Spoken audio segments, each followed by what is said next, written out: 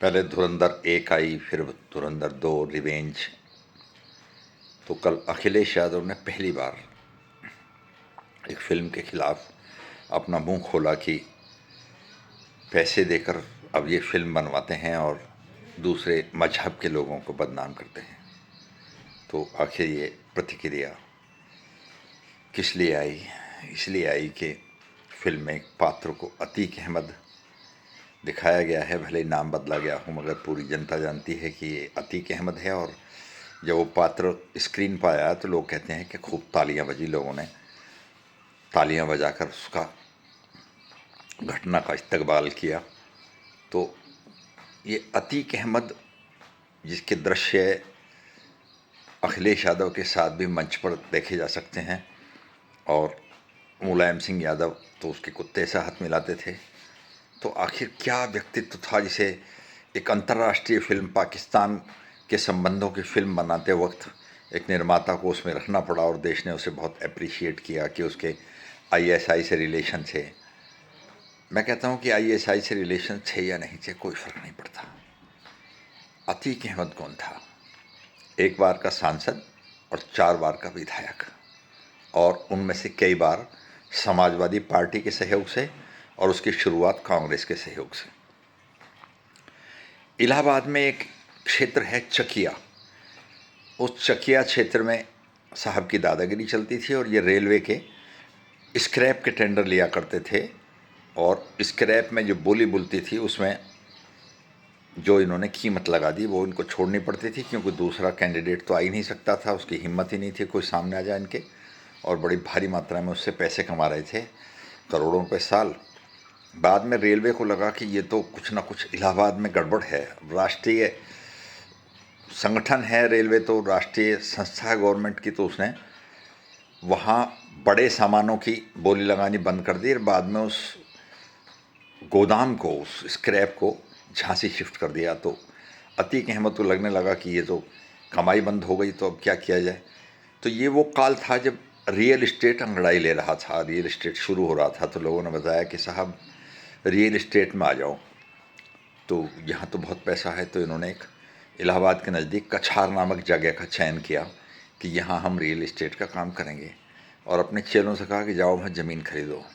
तो ज़मीन खरीदना इनके लिए तो कैसा होता था सब जानते हैं। किसी किसान से कहा कि ये ज़मीन कल रजिस्ट्री कर दे भैया, आके ज़रा वहाँ। उसने कहा साहब मेरी तो 2 करोड़ रुपए की ज़मीन है, बाज़ार मूल्य। बस मरेगा क्या साले? अरे चिंता मत कर, 1-2 लाख तुझे मिलेंगे। तो 10-5 लाख रुपए से दे दिए और रजिस्ट्री करा ली। इस तरह वो लगातार रजिस्ट्री करा रहे थे, और कछार में एक बहुत बड़ी अपने विधानसभा क्षेत्र में इस दृष्टि से भी कि सारे हम मुसलमान बस जाएंगे तो चुनाव की दृष्टि से भी फ़ायदा हो जाएगा, और कल को सारे इकट्ठे वोट मिला करेंगे। तो वहाँ बीच में एक मदरसा आ गया। केवल कन्याएं पढ़ती थीं, लड़कियां पढ़ती थीं, मुसलमानों की गरीब परिवारों की लड़कियां पढ़ती थीं। तो इन्होंने उस मदरसे वाले से कहा कि भैया खाली कर दो इसको, यहाँ तो हमारी कॉलोनी बननी है। तो उसने मना कर दिया कि साहब ऐसा मत करो, गरीबों की बच्चियाँ पढ़ती हैं, पैसे वाले तो बड़े स्कूलों में पढ़ाते हैं। तो इनके एक भाई थे अरशद, जिनका एनकाउंटर इनके साथ हुआ था। वो अपने माफिया के साथ, अपने लोगों के साथ, अपने गैंग के साथ वहाँ गए, और 12-12 साल की बच्ची, 12-12 साल की बच्चियों के साथ बलात्कार किया। अतीक अहमद मुसलमान था क्या? मुसलमान तो अब्दुल कलाम भी थे ना। उसका कोई धर्म नहीं था, ऐसे लोगों को कोई धर्म नहीं होता। और उसका जो भाई था अरशद, वो बहुत अय्याश किस्म का आदमी था। उसके किस्से आज भी इलाहाबाद की सड़कों पर गाए जाते हैं। चर्चा होती है कि उसने सिविल लाइंस क्षेत्र में 2 होटल बुक कर रखे थे, परमानेंट उनमें इसके कमरे रहते थे।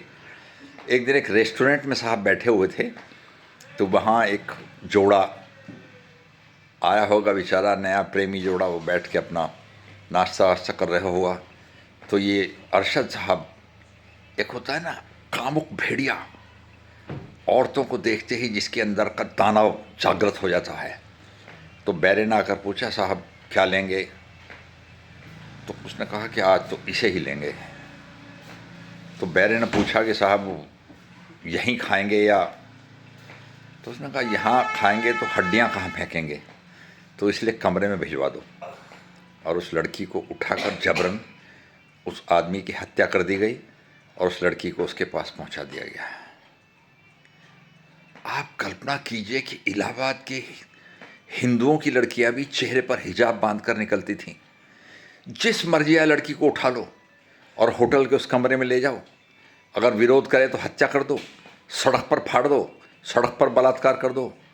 और इनका एक बेटा था अशद, स्कूल में पढ़ता था ना, वहाँ एक लड़की साहब को पसंद आ गई, तो जब छुट्टी हुई तो बाहर सब निकल रहे थे, तो इसने उस लड़की का हाथ पकड़ लिया, तू ठहर जा, तू कहाँ जा रही है, और क्लास में उसके साथ रेप किया।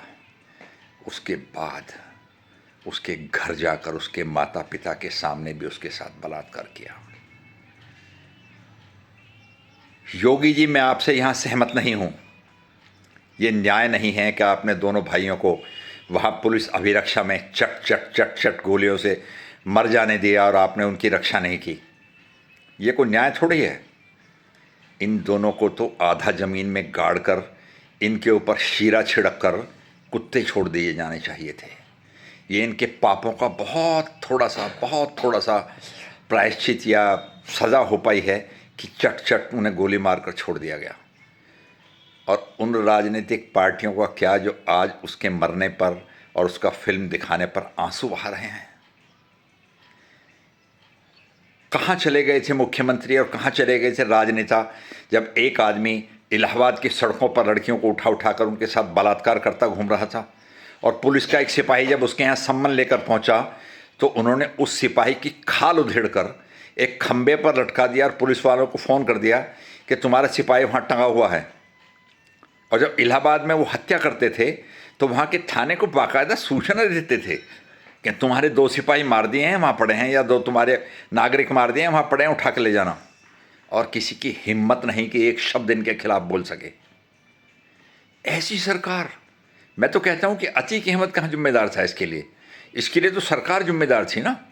आप मुसलमानों के हितैषी बनते हो। ये है मुसलमानों का हित कि जो मदरसे में घुसकर मुसलमानों की लड़कियों के साथ बलात्कार करे, उसके लिए आप आंसू बहाते हो। जब तक इस देश की जनता समझने का प्रयास नहीं करेगी तब तक सच्चा लोकतंत्र नहीं आ सकता। नमस्कार।